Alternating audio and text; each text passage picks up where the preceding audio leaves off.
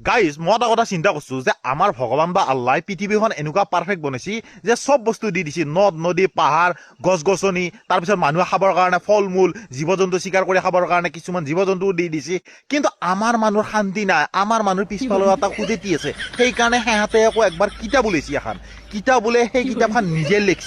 লিখি নিজে পঢ়ছি পৰীক্ষাও নিজে দিছি পাছো আকৌ নিজে কৰে দিছি দি কেনে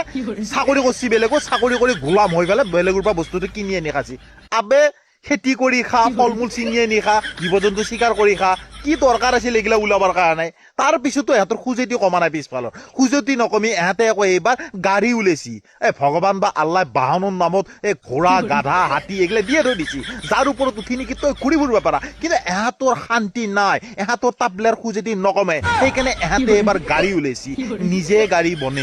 বনাই নিজে কিনছি নিজে চলে আকৌ খুন্দা খুন্দি কৰি পেলাই নিজে মৰছি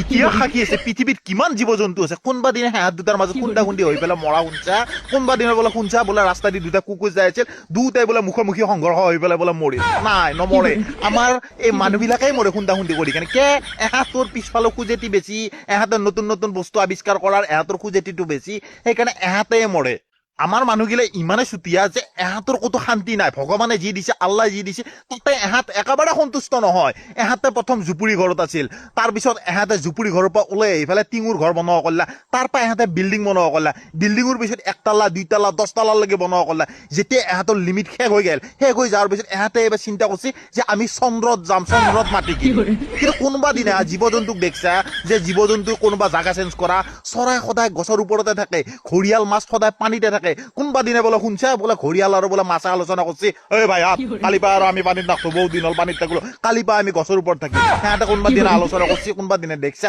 নাই সিহঁতৰ মাজত দেখিলে নাই এই খুজেতি অকল মানুহৰ তাৰ পিছতো আমাৰ সমাজত কেইটামান এনেকুৱা ভয়ানক মানুহ আছে যিকেইটাক নেকি তই মই জ্ঞান দি লাভে নাই তই মই যদি সিহঁতক জ্ঞান দিব যাওঁ বোলে যে পৃথিৱীত সকলো বস্তু আল্লাহ বা ভগৱানৰ ইচ্ছামতে হয় সিহঁতৰ বিনা অনুমতিত পৃথিৱীত একোৱে নহয় তেতিয়াহ'লে আকৌ সিটো ক'ব বোলে সঁচাকে যদি সেইটো হয় তেতিয়াহ'লে গাড়ী এখন আহি আছে মই আগতীয়া হৈ চাওঁ যদি ভগৱানৰতো ইচ্ছা নাই তেতিয়াহ'লে মই এনেও নমৰো